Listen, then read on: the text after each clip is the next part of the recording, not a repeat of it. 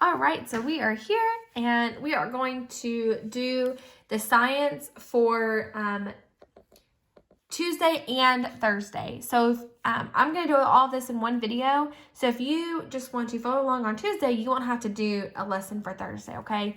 And that's obviously the best choice because this is not hard and this won't take that long, okay? So I'm going to start with reading about the sun. You enjoy it while you swim at the pool on a hot summer day. You enjoy it while playing with your friends outside. It warms us. It gives us light. What is it? The sun. Here are some important facts about the sun. Just your average star. Did you know that the sun is a star? It is the only star in our solar system, and all of the planets rotate or orbit around it. It takes our Earth 365 days to go all the way around it. It is a lot bigger than any of the planets. In fact, it is 1,000,000 times larger than the Earth. That seems pretty big, but the sun is only a medium-sized star in space. The sun has a lot that it's responsible for. For one thing, it has a gravitational pull that keeps all the planets orbiting around it. If it didn't have that pull, the planets would fly into outer space. The sun is also Earth's primary source of light and heat energy. It keeps us warm and it lights up our world. It is also one of the reasons why there is life on Earth. It makes it so our planet has moderate temperatures. If we were closer or farther from the sun, it would be too hot or cold and life would not be possible. The sun also powers the water cycle. It heats up liquid water and turns it into water vapor, which is a gas.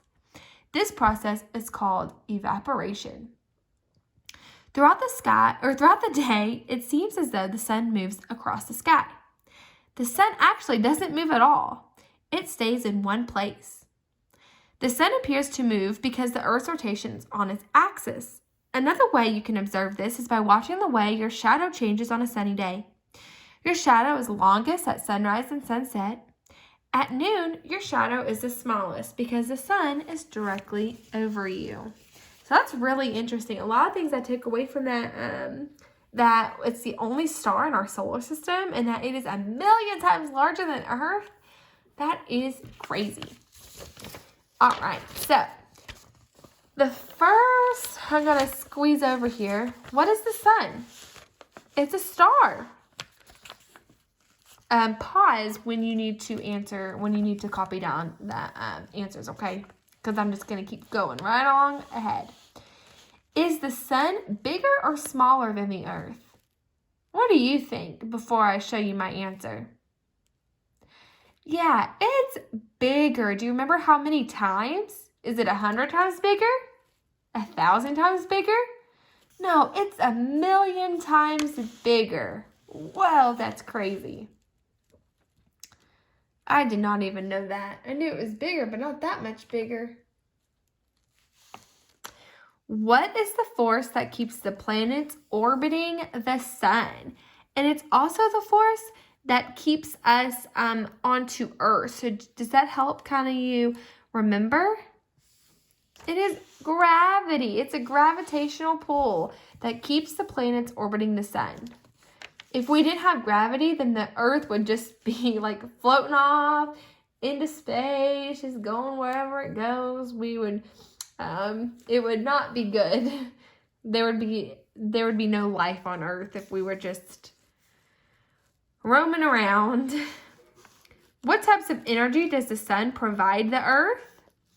Well, I'm going to read a sentence. I'm not going to move my paper, but I'm going to read a sentence. It says, the sun is also Earth's primary source of light and heat energy. So it provides light and it provides us heat. So light and heat. All right. How does the sun power the water cycle? Okay, well, again, I can actually move this down because it's at the very end. It says, the sun also powers the water cycle. It heats up liquid water and turns it into water vapor.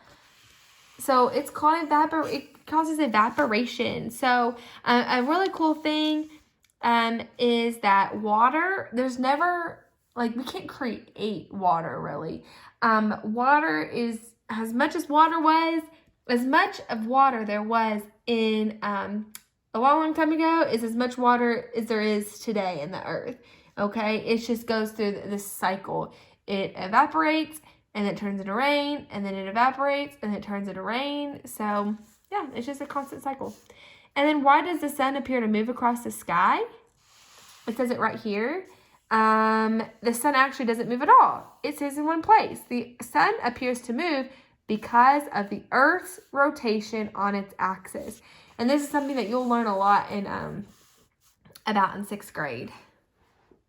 So Earth's rotation on its axis.